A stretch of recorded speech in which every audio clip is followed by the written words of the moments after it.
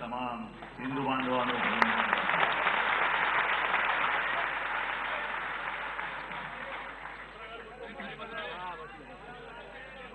गेल्या वर्षीची 23 जानेवारी आणि या वर्षीची 23 जानेवारी शिवबंधन बांधून 1 वर्षात पूर्ण झालं.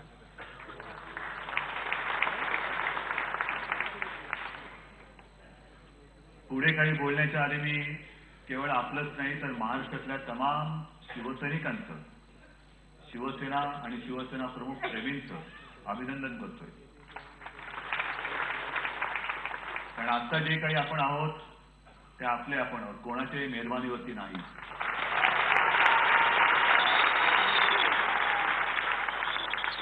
कुठल्याही लाटेवरती तरंगणारे आपण ओळखे नाही.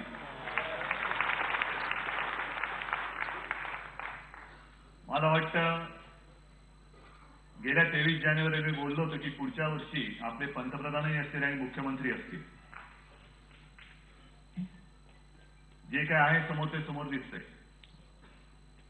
पण एक गोष्ट नक्की सांगतो की शिवसेना प्रमुखांना अभिमान वाटला असेल की अरे मी निर्माण केले, मर्द निर्माण केले, षंड निर्माण केलेले नाही.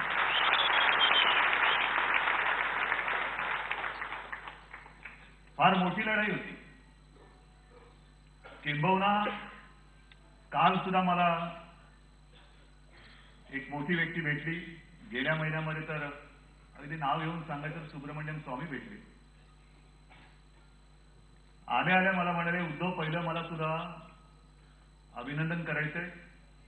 ह्याचं कारण अतिशय थोड्या वेळात तू लढलास, बाळासाहेबांशिवाय लढलास, संपूर्ण देश तुझ्या विरुद्ध उतरला असताना, देश म्हणजे देश नाही, देशाची बाकी सगळी मंडळी कोण कोण उतरले तुम्हाला माहिती आहे. आणि तरी देखील शिवसेनेच्या 63 जागा निवडून आल्या.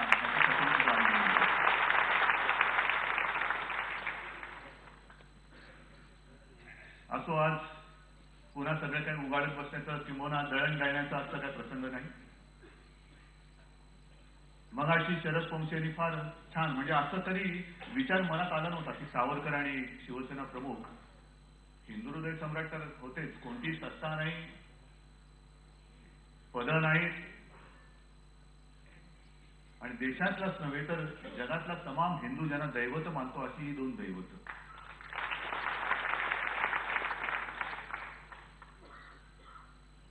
काल मी संजयच्या बाळकडू या चित्रपटासाठी गेलो होतो आणि तिकडे बोलता बोलता सहज बोललो की छत्रपती शिवाजी महाराज, मगाशी जी सगळी शरद पंक्षेंनी नावं घेतली तीच, लोकमान्य टिळक, स्वातंत्र्यवीर सावरकर. सावरकर म्हणजे 66 साली गेले, मी तेव्हा 6 वर्षाचा होता, पण तरी त्यांना पाहण्याचा किंवा ऐकण्याचा योग नाही आला. पण आज मी माझं स्वतःचं भाग्य समजतो आणि आपल्याला सुद्धा असं वाटेल जे मी बोलतोय ते खरं आहे की त्या काळात आपण नव्हतो, पण बाळासाहेबांच्या जमान्यात आपण जन्माला आलो हे आपलं केवढं मोठं नाही. बाळासाहेबांना मी तर किती जवळून पाहिजे. आणि मग प्रत्येक वेळेला असं असतं की एखादी व्यक्ती गेली की नंतर मग असं वाटतं की आज ते हवे होते, आज हे हवे होते, आज त्यांचे विचार हवे होते, आज त्यांचे विचार हवे होते. आहेत ना, शिवाजी महाराज सुद्धा हवे होते, लोकमान्य टिळक हवे होते, सावरकर हवे होते, बाळासाहेब हवे होते. पण एक विचार करा, हे जसं आपण त्यांच्याबद्दल बोलतोय तसं बाकीची लोक आपल्याबद्दल बोलतात का, की आपण हवे आहोत की नको आहोत. आणि तेच जर का हवे होते, म्हणजे असं कधी कधी म्हणतात की आज आपल्याला मराठी माणसाला वाली कोण, हिंदूंना वाली कोण. हिंदूंना वाली कोण हा जर का प्रश्न असेल तर हिंदूंनी मला वाटतं बादलीवर पाणीच जीव दिलेला बरा. वाली शोधताय तुम्ही. आजची जी बातमी आहे वृत्तपत्रातली की या देशामधला मुसलमानांचा लोकसंख्येचा टक्का वाढतोय, आणि मग गेल्या काही दिवसांमध्ये जी चर्चा ऐकतोय की हिंदूंना 4 मुलं झाली पाहिजे, हिंदूंना 10 मुलं झाली पाहिजे. ठीक हो, पोचणार कोण बरं, आणि त्याच्यासाठी सुद्धा तुम्हाला आदेश पाहिजे.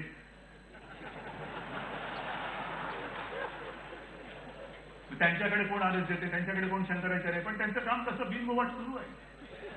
या कानाची त्या कानाला कुठेही काही कळत नाही, पण वाढते, लोकसंख्या वाढते. आणि आपल्याच देशात आपल्याच घरामध्ये आमचं पुढे कसं होणार. अरे कसं होणार आहे पुढचं पुढे. आता जर कसं उभा राहू शकत नसतील ना तर खरंच सांगतो, ज्या टकमक टोकावरनं शिवरायांनी त्यावेळेच्या सगळ्या गद्दारांना वरचं आसमान दाखवलं होतं ढकलून, तिकडे जाऊन उडी मार. 4 मुलं झाली पाहिजेत का 10 मुलं झाली पाहिजेत, नुसती मेंढरांची पैदास नकोय. हे जे काय आज आपण म्हणतोय शिवसेना प्रमुख स्वातंत्र्यवीर सावरकर एकटा माणूस, पण त्यांनी दुनिया हलवलेली, याला म्हणतात वाण. असा एक तर एक सुद्धा मुलगा असेल तरी चालेल, पण दुनिया हलवणारा निघू दे, बाकी कौरव सुद्धा 100 होतेच ना. लोकसंख्येवरती नुसती निवडणुकीला मतं टाकायला पाहिजे म्हणून नुसती मतांची निर्मिती, माणसांची निर्मिती नका करू. तरी एक बरं आहे की आपल्या देशामध्ये माणसांमध्ये मला माहित नाही, पण जनावरांमध्ये वाघांची संख्या वाढते किंवा वाढले, तेवढं मोठं काम आहे. एकूण काय झालेलं आहे की सगळे विषय भुसभुशीत आहेत सगळे. नक्की काय कुठच्या दिशेने चालू तेच कळत नाही. आणि मग जुने कुठले तरी दाखले घ्यायचे. मला आठवत आहे, मी कुठेतरी वाचले किंवा ऐकले, सावरकर ज्या वेळेला 60 वर्षाचे झाले तेव्हा सावरकरांचा एक सत्कार होता. आणि सत्काराच्या वेळेला काहीतरी बोलावं लागतं, कौतुक करावं लागतं. आधीच्या वक्त्यांनी सांगितलं की आम्हाला 20 वर्षापूर्वीचे सावरकर पाहिजे. म्हणजे आज 60व्या वर्षापर्यंत म्हणजे वाढदिवसानिमित्त आपण जमलोय आणि आता आम्हाला 20 वर्षापूर्वीचे पाहिजे. 20 वर्षापूर्वी होते तेव्हा तुम्ही कुठे होता? आणि सगळं बोलून झाल्यावरती सावरकर उभे राहिले. सावरकर म्हणाले की बरं आहे म्हणे, आता हे म्हणाले की यांना 20 वर्षापूर्वीचे सावरकर पाहिजे. त्यावेळेच्या सावरकर काळाला तुम्हाला 20 वर्ष लागली, आजच्या सावरकर काळाला तुम्हाला किती वर्ष लागली? तसंच शिवसेना प्रमुखांचं. म्हणजे जेव्हा सावरकर हिंदुत्वाचा उद्घोष करत होते तेव्हा एक वेगळं डोक्यामध्ये होतं, स्वातंत्र्य पाहिजेच म्हणून तर ते स्वातंत्र्यवीर झाले. पण त्याच वेळेला बरोबरीने हिंदुत्व जर का आणलं असतं तर मला वाटतं आज ना घरकाना घाटका अशी आपल्या देशात आपल्या हिंदूंची अशी परिस्थिती झाली नसती. 23 जानेवारी म्हटल्यानंतर हल्ली माध्यमं खूप झालेले आहेत, ट्विट करतात, फेसबुकवरती लिहितात. विशेष म्हणजे अनेक काश्मीरी हिंदू पंडितांनी आज ट्विट केलेले आणि बाळासाहेबांना एक आदरांजली वाहिली की बाळासाहेब नसते तर आज देशामध्ये हिंदू पंडितांची ही अवहेलना झाली असती की कोणी खपवली नसती. सगळे हिंदू पंडित कुठे कुठे जिथे कोणी भेटतात. गेल्या महिन्यामध्ये एका कार्यक्रमाला मी गेलो होतो, मला काही ओळख नाही पाडत नाही. एक साधारणतः वयस्कर माणूस कोट बीट घालून आलेलं, काही मी कधी आधी बघितलेलं नाही. आणि त्यांनी काय केलं, मला म्हणाला बेटे पहिले गले नाही लग जा म्हणून मिठी मारली मला आणि म्हणाला तू बाळासाहेबांचा मुलगा आहेस, त्या देवामुळे आम्ही वाचलो, मी काश्मीरी पंडित आहे म्हणे. आम्ही सगळी घरदार सोडून परागंदा झाली लोक, आमच्या घरामधनं आम्हाला हाकललं गेलं, काश्मीर आम्हाला सोडावं लागलं, कोणी आमचा पाठीराखा नव्हता. पण तेव्हा एकमेव माणूस जर आमच्या पाठी उभा राहिला नसता तर आज मी सुद्धा तुला दिसले नसतो. म्हणून त्यांना मला भेटता आलं नाही, पण तू मला भेटलास, एक मिठी मार मला. आणि जे विषय मी म्हणालो की भुसभुशीत नेमकं काय कळतच नाही, आकार उकार येणार की नाही. मगाशी महापौरताई म्हणाले की एक शिल्पकार होते, आता नुसतीच माती झाली, नुसतीच चिखल आहे. शिल्प होणार की नाही आपल्या देशाचं काहीच कळत नाही. एक एक विषय येतात, नुसतं घर वापसी. ज्यांचं धर्मांतर झालेलं आहे, जबरदस्तीने ज्यांना पाठवलं गेलेलं आहे, त्यांना पुन्हा हिंदू धर्मात घ्या, का नाही घ्यायचं. त्यावेळेला शिवरायांनी सुद्धा नेताजी पालकर त्याचं सुद्धा धर्मांतर केलं होतं, त्यांना सुद्धा पाठवलं होतं, घेतलं होतं पुन्हा धर्मामध्ये. मग ही काही नवीन गोष्ट नाही. पण दुसऱ्या धर्मात गेलेली माणसं आपल्या धर्मात येताना त्याला घरवापसी आपण म्हणणार असू आणि जर का करणार असू तर आज काश्मीरमध्ये नाही म्हटलं तरी जम्मूमध्ये भाजपच्या बऱ्याच जागा आलेल्या आहेत. जवळपास म्हणजे श्रीनगर एका बाजूला आणि संपूर्ण जम्मू हे सगळे हिंदू एकवटून त्यांनी भाजपच्या पारड्यामध्ये भरभरून मतं टाकलेली आहेत. सरकार कोणाचं येते नाही येते, कदाचित दिल्लीच्या निवडणुकांसाठी थांबले असते, दिल्लीच्या निवडणुकीनंतर सरकार येईल. पण ही ताकद हिंदूंनी तिकडे दाखवल्यानंतर अतिरेक्यांच्यामुळे जे काश्मीरी हिंदू पंडित आपली घरं सोडून गेले त्यांची घर वापसी होणार आहे की नाही, त्यांना आपण मदत करणार आहोत की नाही, हे नव्या सरकारचं पुढचं एक मोठं आव्हान असतं. त्याचं सरकार आलं आणि गेलं. निवडणुकीच्या आधी बोलायला ठीक आहे, 370 कलम रद्द झालंच पाहिजे, समान नागरी कायदा आलाच पाहिजे.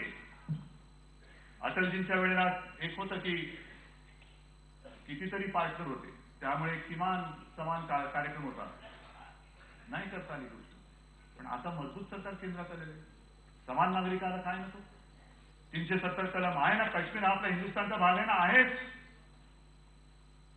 मग मजबूत सरकार आल्यानंतर पहिलं ते जे काही कलम आहे ते का काढलं जात नाही अजून. सावरकरांच्या बद्दल सुद्धा आज आपण इकडे मोठं बोलत असताना ज्या मणिशंकरनी त्या अंदमानच्या ओळी काढून टाकल्या होत्या, आज जवळपास वर्ष होत आलं, अजूनही त्या ओळी तशाच आहेत.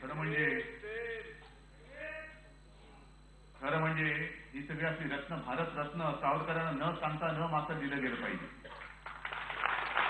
भारतरत्न ही रत्न, आणि त्यांना भारतरत्न दिल्यामुळे त्यांचं मोठेपण नाही होत आहे. रत्न पारखी कसं आहे ते कळते त्याच्यामधनं. याला रत्नाची पारख आहे का कसलं पारख करतोय ते कळते, ते त्याच्यात त्या निवृत्त कळते.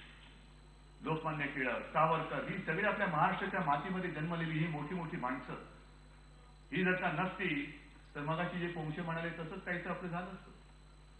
जर छत्रपती शिवाजी महाराज नसते, जेव्हा जे शिवसेना प्रमुख बोलायचे विधायक हिंसा, हिंसा म्हणजे नुसती जाऊन हिंसा नाही करायची, कापाकापी नाही करायची, विधायक हिंसा. जो माझ्या स्वराज्याच्या विरुद्ध चालून आला, ज्याने माझ्या तुळजाभवानीचं पीठ करून टाकलं, माता भगिनींची आबरू लुटून टाकली, त्याची हिंसा करणं, त्याला त्याची हत्या करणं ही विधायक हिंसा. ती जर अफजलखानाची झाली नसती तर आज इतिहास हा वेगळा घडला असता. आणि शिवसेना प्रमुखांनी जे शिकवलं तेच शिकवलं. एक तर कोणावरती अन्याय करायचा नाही, पण जर कोणी अन्याय केला म्हणजे एक कोणावरती हात उगारू नका, पण तुमच्यावरती हात उगारला गेला तर तो जागेवर ठेवता कामा नये, ही शिकवण शिवसेना प्रमुखांनी दिले. आणि याला हिंसा नाही मला सांगितलं. अन्याय किती सहन किती करायचं. आज सुद्धा पंढरीनाथ सावंतांनी जे पुस्तक, खरोखर पंढरीनाथजी तुम्हाला तमाम मराठी माणसाच्या वतीने मी धन्यवाद देतो, तमाम मराठी माणसाच्या वतीने. कारण कसा महाराष्ट्रावरती अन्याय झाला, कसा मराठी माणसावरती अन्याय झाला. 1960 साली मोरारजी देसाईच्या त्या सरकारने मराठी माणसावरती किती निर्गुण अत्याचार केले होते त्याचं वर्णन हे त्या पुस्तकामध्ये. ताया झिंके नावाची ती पत्रकार परदेशी होती, ती त्याच सुमारास आपल्या मुंबईमध्ये आणि महाराष्ट्रामध्ये फिरत होती. तिने केलेलं जे स्वतः बघितलेलं ते वर्णन त्याच्यामध्ये आहे. आणि तुमच्या लक्षात असेल, शिवसेना प्रमुखांनी त्या पुस्तकाचा दाखला दिला होता मागे. आपण म्हणतो 107 हुतात्मे झाले, प्रत्यक्षात 107 नाही, किमान 250च्या वरती हुतात्मे झालेले. 261 त्या बाईने म्हटले की 261 शव तिच्या डोळ्यासमोर होती. 261. आपण आपला सरकारी आकडा आला तोच खरा म्हणून करतो. 107 सुद्धा कमी नाहीये. पण म्हणून मुंबईबद्दल आम्ही का एवढे संवेदनशील आहोत, मुंबईबद्दल जरा कुठे खूट झालं का मराठी माणूस पिसाळतो, त्याचं कारण ते आमचं रक्त सांडून आम्ही मुंबई मिळवलेली आहे. फुकटात आमच्या पदरात पडलेली मुंबई नाही. देदान सुटे गिडांसारखं आम्ही पदर पसरला आणि मुंबई नेरूने टाकली आमच्या पदरामध्ये. तसं नाही. अनेकांनी रक्त सांडलेलं आहे, जीव गेलेले आहेत आणि त्याच्यानंतर मुंबई मिळालेली आहे. जे आंदोलन पेटलं होतं ते आंदोलन एवढं विचित्र होतं. पोलीस सुद्धा त्यावेळी ते असे लांडग्यासारखे वागत होते. आणि हा सगळा पट्टा जो होता कामगारांचा, कामगार वस्ती ही पिसाळलेली होती सगळी. आणि मग अशीच इथली कुठली तरी चाळ, तिथं चाळीचं नाव सुद्धा त्या कुठल्या पुस्तकात मी वाचले. पोलीस गेले आणि घरामध्ये अश्रू सोडलं, घरात. सगळी पुरुष मंडळी कामावरती गेले होते दिवसा. काय पोलीस सुद्धा त्यावेळेची काय हे मुलं तुमची, घरातला पुरुष कामावर गेले. अरे घरात बसलेल्या ना तुम्ही तिकडे अश्रूदूत काय सोडताय. घराघरामध्ये तो अश्रूदूत गेला आणि आतमधल्या महिला, त्यांच्या काही जणींच्या कानी बाळं ही सगळी घुसमटायला लागली. घरात एकतर कामगाराची वस्ती, खोली किती मोठी असतात, अशी हवा येत नाही, तर व्हेंटिलेशन वगैरे प्रकारच नाही त्यावेळेला. आणि सगळे गुदमरायला लागल्यानंतर सगळ्या महिला एकवटल्या, कानी पोरं घेतली त्यांनी आणि पोलिसांच्या समोर जाऊन उभे राहिले. आणि ते म्हणाले, अरे नामर्दान हो, अश्रूदूत काय सोडताय, हिंमत असेल तर गोळ्या घाला आम्हाला, आम्ही तुमच्या समोर उभे आहोत, पण मुंबई आम्हाला मिळालीच पाहिजे, मुंबई आम्ही मिळालच. ही सगळी जी काय आपल्याला परंपरा लाभलेली आहे तीच परंपरा बाळासाहेबांनी आपल्याला शिकवली. आज सुद्धा हा कार्यक्रम झाल्यानंतर नुसती एक प्रथा, काहीतरी काय करायचं डेकोरेशन. अजूनही शिवसेना प्रमुखांचं स्मारक म्हणजे नुसतं पुतळा नव्हे, नुसता पुतळा उभा करणं म्हणजे स्मारक नाही. माझ्या कल्पना काही वेगळ्या आहेत, पण त्याच्यासाठी मी कोणाही समोर कोणाची उंबरठी विजवणार नाही, अजिबात नाही. वाडगा घेऊन फिरणार नाही. जर होणार असेल तर दिमाखाने आणि शानदारपणाने होऊ द्या, शानदारपणाने होऊ द्या. पण ते जे आपण तिकडे, खरं म्हणजे त्याला काय म्हणायचं हेच माझ्या अजून लक्षात येत नाही, पण ते जे स्थान आहे तिकडे अखंड ज्योत नाही, मशाल प्रज्वलित होते, मशाल. सगळी माणसं स्वतः मशालीसारखी जळत गेली जळत गेली जळत गेली. सावरकर काय, शिवसेना प्रमुख काय, लोकमान्य काय, सगळीच माणसं जळताना त्यांनी परवा नाही केली मी किती जळला जातोय. पण सतत आणि सतत माझी माणसं महाराष्ट्र, मराठी, हिंदुस्थान, हिंदू याच्यासाठी ती जळत राहिली आणि जळता जळता अन्याय तर खास करतच राहिली पण आपल्याला मार्ग दाखवत आली. आणि मग तीच मशाल आज आपण तिकडे प्रज्वलित करतो. अन्याय जाळून टाकणारी, अत्याचार जाळून टाकणारी आणि स्वतःला चांगलं मार्ग दाखवणारी ही त्यांच्या विचारांची मशाल आज तिकडे आपण प्रज्वलित करतो. आणि त्यांनी जे शिकवलं, कोण होते शिवसेना प्रमुख, कोण होते सावरकर. सावरकरांबद्दल तर असं म्हणतात की चाफेकर बंधू ज्या वेळेला फासावरती दिले गेले तेव्हा एक 15-16 वर्षाचे पोर चाफेकर बंधूंना फाशी झाल्यानंतर अस्वस्थ होऊन घरातल्या देवीसमोर गेले आणि त्या देवीसमोर त्यांनी शपथ घेतली की देशाच्या शत्रूशी त्याच्याशी लढताना त्याला मारता मारता मरेन, नाहीतर शिवाजीसारखा विजयी होऊन मातृभूमीच्या मस्तकी स्वराज्याचा अभिषेक करेन. हे सावरकर, ते नंतर पुढे विनायक दामोदर सावरकर स्वातंत्र्यवीर म्हणून म्हणाले. काय साधी माणसं. आपण म्हणतो दरवेळेला आमच्या समोर काय आदर्शच नाही. कोण आहे आदर्श? तो अशोक चव्हाण आणि सगळ्या त्यांनी बांधून ठेवलेला तो नाही आदर्श. आदर्श कोण नाही म्हणून नाही, आदर्श शोधावे नाही लागत. आदर्शाचे समोर दिसतात. अरे मला ही या मार्गाने मला पुढे जायचंय. अनेकदा असं होतं की रस्त्याला कोणाचं तरी नाव देतो आपण, अमुक अमुक मार्ग, पाठी लावली, हात पुढे झाले का आपण घरी. तसं नाही मी म्हणत. ज्याचं नाव तुम्ही मार्गाला दिलेले आहे तो मार्ग हा नाही त्यांनी दाखवलेला आहे. त्यांनी दाखवलेला मार्ग चालण्याची हिंमत कुवत तुझ्यात आहे काय? स्वातंत्र्यवीर सावरकर मार्ग फिरू शकतो, जाऊ शकता. सावरकरांनी जे आपल्या स्वातंत्र्यासाठी भोगलं, जो कोलू त्यांनी फिरवला, कोलू फिरवणं म्हणजे काय असतं मी तर कधी बघितलं नाही, पण जे का वाचलंय आणि कल्पना केल्यानंतर भले भले नुसतं ते कोलू बघूनच तिथल्या तिथे पडतील. पण जन्मत ठेव आता सारखी नाही. त्यावेळेला ते परोल बिरोल काही भानगड नव्हती. पेरोलचा काय पेरोल ना, फरलो फरलो म्हणजे बाहेर जाऊन फिरलो आणि मग परत गेलो. सावरकर आले आपले का नाही, फरलोवरती आले. असं नाही गेले का गेले. माणूस गेला, अंदमानला गेला म्हणजे गेला, संपला, परत येणारच नाही तो कधी.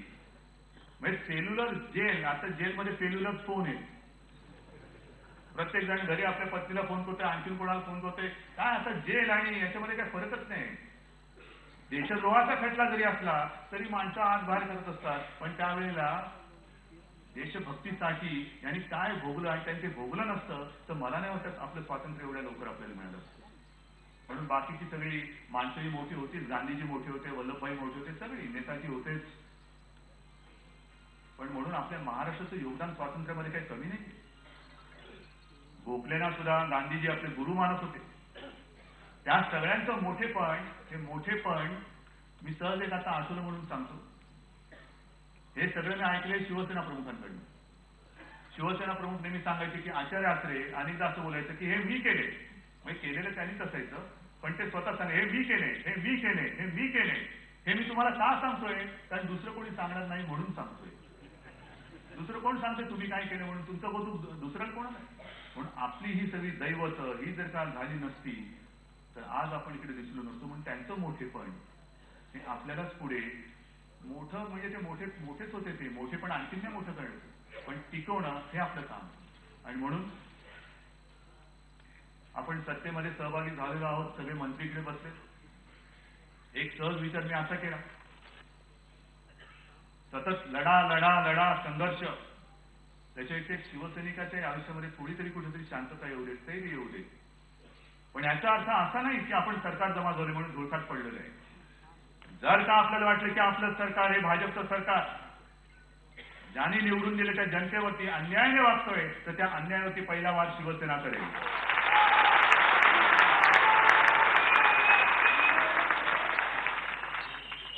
आपण सरकार स्थिर केलेलं आहे. एक गोष्ट या निमित्ताने नक्की सगळ्यांच्या समोर आली की जर महाराष्ट्रामध्ये शिवसेना नसेल तर महाराष्ट्र अस्थिर होतो आणि महाराष्ट्र स्थिर पाहिजे असेल तर शिवसेनेकडे दुसरा पर्याय नाही. म्हणून त्या स्थिरतेसाठी आपल्या माझ्या महाराष्ट्रासाठी थोडीशी तडजोड केलेली असली याचा अर्थ शेपूट घातलेली नाही, अजिबात नाही. ही एक महाराष्ट्राच्या मागे जी काय दुष्टचक्र लागलं होतं, अवदसा लागली होती, ती कुठेतरी ते दुष्टचक्र भेदलं पाहिजे, तोडलं पाहिजे. आणि महाराष्ट्राच्या आयुष्यात सुद्धा, महाराष्ट्र म्हणजे तमाम आपली जनता, त्यांच्या आयुष्यात सुद्धा एक कुठेतरी सुखा समाधानाचे 2-4 क्षण आपण आणू शकलो तर तो आणण्याचा प्रयत्न म्हणून आपण या सरकारमध्ये सामील झालेलो आहोत. आहेत कामं चांगली आहेत, आरोग्य सेवा आहे, शिक्षणाचं आहे, आता सगळीकडे चर्चा चालली आहे, दप्तराचं ओझं कमी कसं करणार. मी पूर्ण विधानसभेच्या प्रचारात ते दाखवत होतो ना, टाइम आहे माझ्याकडे. मी उत्तरं काढून प्रश्नपत्रिका सोडवायला गेलो होतो, नंतर कॉपी नाही केली मी, नंतर कॉपी नाही करायला गेलो. पण हे मी आधी दाखवलेलं आहे. आज सुद्धा तो मार्ग माझ्याकडे तयार आहे. टेलिमेडिसिनचं सुद्धा डॉक्टर आपण ते करतो येत्या 8-15 दिवसामध्ये. सरकार करेल तेव्हा करेल, करायला पाहिजे सरकारने, कारण सरकार आपलंच आहे. पण तोपर्यंत मी जरा गर्वाने म्हणेन, माझी शिवसेना, माझी म्हणजे तुमच्या सगळ्यांच्या वतीने मी माझी म्हणतोय. जेव्हा मी माझी म्हणतोय तेव्हा तुम्ही सुद्धा बोललं पाहिजे माझी. मी म्हणजे मी कोणी नाही, मी म्हणजे तुम्ही. माझी शिवसेना शिव आरोग्य सेवा येत्या 8-10 दिवसामध्ये सुरू करेल महाराष्ट्रामध्ये. आणि आमच्यावरती जी जबाबदारी आहे, सगळ्यात काही सरकारवरती टाकून आम्ही मोकळं नाही होणार. आमची जबाबदारी आम्ही उचलू. आणि म्हणून हे सुद्धा जे मी केलं, एक माझ्या छायाचित्रांचं, प्रकाशचित्रांचं प्रदर्शन केलं. काय ना, माझी हौस आहे, माझा छंद आहे. तुम्हाला कदाचित आठवत असेल नसेल मला माहित नाही, माझ्यावरती टीका झाली होती, हे उद्धव ठाकरे यांनी फक्त फोटोग्राफीच करावी असं अजित पवार बोलले होते. आणि माझी पुण्यातच सभा होती नेमकी आढळरावांच्या इकडे, आणि त्याच दिवशी ते बोलले होते. मी म्हटलं ठीक आहे, फोटोग्राफी हा माझा छंद आहे, माझ्या छंदाचं मी दिवसा ढवळ्या प्रदर्शन करतोय. तुमच्या किंमत असेल तुमच्या छंदाचं करा. आणि माझ्या छंदाचं प्रदर्शन करताना मी दुनियेला बोलवतो, या या बघा मी काढलेले फोटो बघा. तुमचं काय तुम्ही दाखवू शकत असेल तर दाखवा. नाही, असतात, प्रत्येकाचे छंद असू शकतात, पण म्हणून कोणी कोणाच्या छंदावरती, निदान माझ्या तरी छंदावरती असल्या छंदवाल्याने बोलू नये. आणि ते करत असताना मी असा विचार केला की बाबा, एक आपली हौस भागवत असताना जे आपलं कर्तव्य आहे त्याला विसरून कसं चालतं. आदल्याच महिन्यामध्ये मी सगळे 63 आमदार घेऊन मराठवाड्यात गेलो होतो. पुन्हा मराठवाड्यात जाणार, मी विदर्भामध्ये सुद्धा जाणार आहे. सरकारने ज्या घोषणा केलेल्या त्या घोषणांची अंमलबजावणी होते की नाही हे शिवसैनिक बघतील. पण ते करत असताना माझ्याकडनं काय करता येईल, तर ठीक आहे, आपण एक असा विचार करू की ज्यांना जर का कोणाला आवडलंच तर तो फोटोग्राफ किंवा तो प्रकाशचित्र विकत घेईल, आणि त्यातनं जे काय पैसे मिळतील आपल्याला ते सगळेच्या सगळे आपत्तीग्रस्त शेतकऱ्यासाठी आपण वापरू. मग काही विचारलं किती जमतील, म्हटलं मला नाही माहिती. पहिलं लोकांना आवडते की नाही हेच मला माहिती नाही. आवडलं तर ते घेतील, घेतलं तर काहीतरी जमेल. आणि आज आदेश तुम्ही जाहीर केलं, किती 5 कोटी आपल्याला जवळपास जमले. मला माहिती रक्कम कमी आहे जास्त आहे, किती मी लोकांना मदत करू शकेन. पण आज 23 जानेवारीच्या निमित्ताने एवढंच सांगेन की जो विश्वास तुम्ही माझ्यावरती टाकलेला आहात, मगाची शरद पंक्षेने तर काय भरपूरच माझी स्तुती केली, तेवढा काही मी मोठा नाही. एक गोष्ट नक्की की धमन्यामध्ये हिंदू हृदय सम्राटांचं रक्त वाहते, हातामध्ये भगवा घेतलाय. जर शक्य असतं तर रक्ताचा रंग सुद्धा भगवा केला असता. त्याच्यामुळे ते भगवं काही मनात जाणार नाही. जे काही मी करेन ते मराठी माणसासाठी आणि हिंदूंसाठीच करेन, दुसरं कोणतेही. मग राजकारण तुम्हाला वाटेल हा राजकारणात कसं आहे असेल, पण यांच्या हितासाठी मी ते सुद्धा करेन. मराठी माणसाचं हित, हिंदूंचं हित, त्याच्यासाठी जे करायला लागेल ते केल्याशिवाय राहणार नाही. ही एक नाही म्हटलं तरी शपथ आज मी शिवसेना प्रमुखांच्या, होय मी त्यांच्या साक्षीने म्हणतोय, कारण ते बघतायत आपल्याला, त्यांच्या साक्षीने घेतोय. आणि जे प्रेम, जो विश्वास तुम्ही माझ्यावरती दाखवतात तो असाच कायम ठेवा. जय हिंद, जय महाराष्ट्र.